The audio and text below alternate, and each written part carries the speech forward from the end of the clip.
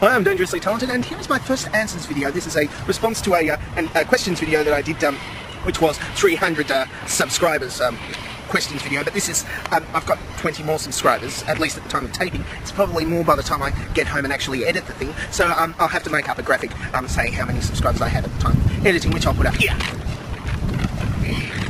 Okay.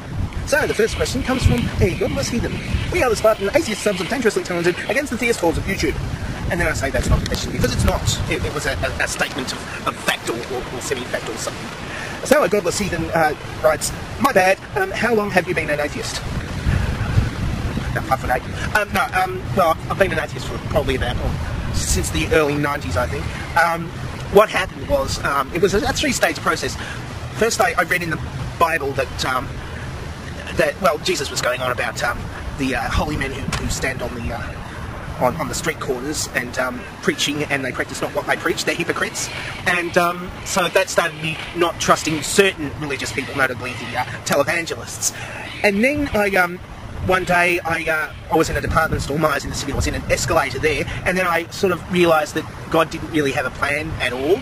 It was just, stuff that God did, and then it was a quick step from saying, hang on, I don't believe any of this stuff, so I stopped going to church. Okay. Alenkos asks, do you have a pet monkey? No. You were confusing me with Ross from Friends. Ross from Friends had a monkey who disappeared after the 3rd episode. For some reason. That's monkey related.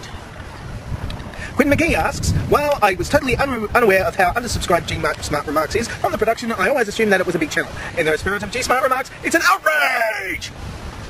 Not a question. Yes, it is. It's an outrage. Okay. Zibadell asks, I found your channel from the intelligence comments I saw on the Young Turks that you posted.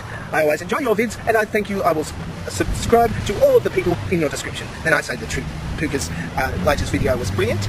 And Zibadell then says, I'm on my way to watch it right now. For your information, the links in the sidebar, the True Puka is pronounced the True Puka with an ER. I'm sorry, Puka. Okay. Naked N-E-K-E-D-E-M-U-S. Nicodemus says, until you admit you got it all upside down, I'll stay silent. Until you admit that you got it all upside down, I'll say stay silent. It's the middle of winter. Bastard. All them doves flimsing around. You are in a fuck shit ETW. I got a snowdrift for sale. Then I ask, can you rephrase that as a question? Nicodemus then says, are you buying? Then he says, excuse me, booing by Nicoba. I don't understand your question. You see, I was working at an AC/DC concert a few nights ago, and ever since, everything has sounded like, the music was so good, everything has sounded like tinnitus since then. So next time, could you please type clearer so I can understand you? Fatal Beetle asks, question, are anti-amalgam filling dentists scam artists or generally concerned about fillings? I guess here in America, about half the dentists won't use mercury fillings. What is your stance on the issue Dangerously Talented?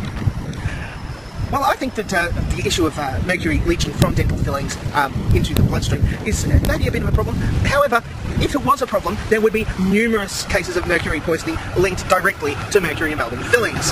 However, this point becomes incredibly moot if you do a few things. Brush your teeth, use dental floss, and use the fluoridated toothpaste because it's supposed to be better for your teeth in stopping them from rotting. Okay. Now, Pagnosaurus Rex asks, do you really love the lamp, or are you just saying it because you saw it? I saw the lamp, I love the lamp. But it's personal. Grindstone Journal asks, this is brilliant. That's not a question. Rob the Samplers, yes. Rob the Samplers asks, well, naturally funny. That's not even a full sentence. So Rob the Samplers comes back with, have you ever been bullied for being ginger, and if you could change your hair colour, what would it be? I was bullied a little bit for being ginger, but most of the bullying, when I was in primary school at least, was aimed at the ethnic kids. And it was only at secondary school that I really was really bullied with any extensivity, and that's because most of the kids at high school were ethnic kids. Now, with the second part of the question, I don't think I would change the colour of my hair, but more its location. See, I've got a lot of hair on my back, and I would prefer it to be here. Okay, Dirty Girl says, What is your favourite childhood memory? Well, my boss recalls the time he stole a whole bunch of fireworks, and then he put all the fireworks into people's mailboxes and blew them up, and that's a pretty cool childhood memory. It's not mine, but it's a really cool childhood memory. There was this time I was, the clowns invited me onto the ring at the circus, and they wanted me to ride this horse, and so I went onto the horse, and they put a little harness on me so I wouldn't fall down, and then they used the harness to pull me up into the sky, but my pants kind of stayed where they were, so I was flying around in the air on this rope at the circus with my pants falling around my ankles, and I was holding up the pants like this, and my little bottom was, everybody could see my bottom. Okay, Tattoo Skin 72 asks, you should definitely be in the many thousands of subs. I love your videos. Will you ever have a cool sign-off? See, I'm not the sole arbiter of what's cool. That would be Arthur Fonzarelli. I'm not that person. But with the issue of my sign-off not being cool, it could be, in fact, cool, but a lie. But I'm not telling you which it is, whether it is cool and a lie, or not a lie and not cool. Okay, Vogta asks, what do you think of the about life, the universe, and everything? And by the way, you are still undersubbed, and thanks for the honourable mention. Look, it's a pretty good instalment of the Hitchhiker's Guide to the Galaxy trilogy of 5, but I haven't read the 6th book in that series, which was not written by Douglas Adams. It's not as weak as Mostly Harmless, but I still prefer I still do prefer the Restaurant at the End of the Universe. Dragon66 asks, you're always outside, ain't you got a home to go to?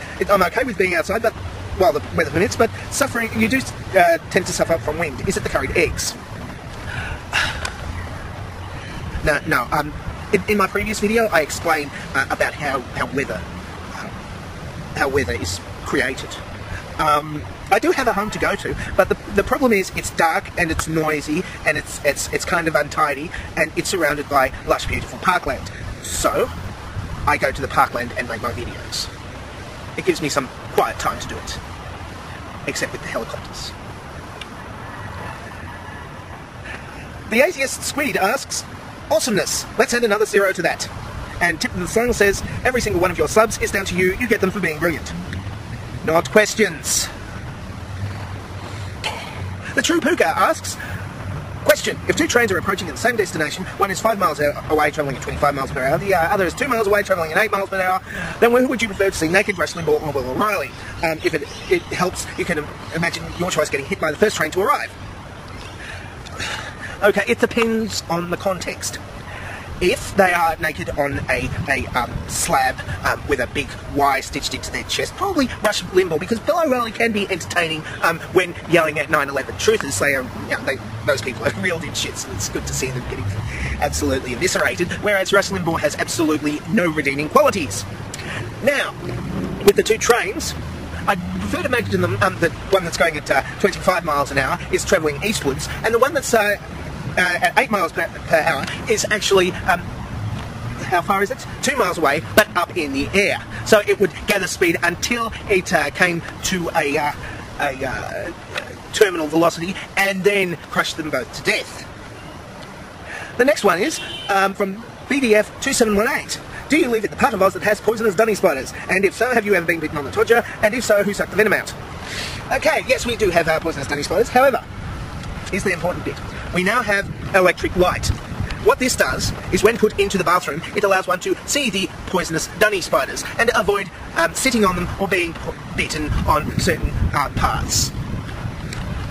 And when you're standing, to do that, the spider doesn't actually reach there. Okay, Cobra Barazar asks, what is the best thing you ever remember hearing anyone say? Oh, naked. And Wonder Weirder, the last one here, will ask, do you wear boxers or briefs? How about thongs? Will you be my friend? I'll just check. Yes, you can be my friend. Hang on. Actually, yeah. This is a hard question to ask because it makes me uncomfortable. Let me just show you. I'll show you my thong. Hang on. It's got Gene Simmons on it. I'm dangerously talented and I don't have a cool sign-off.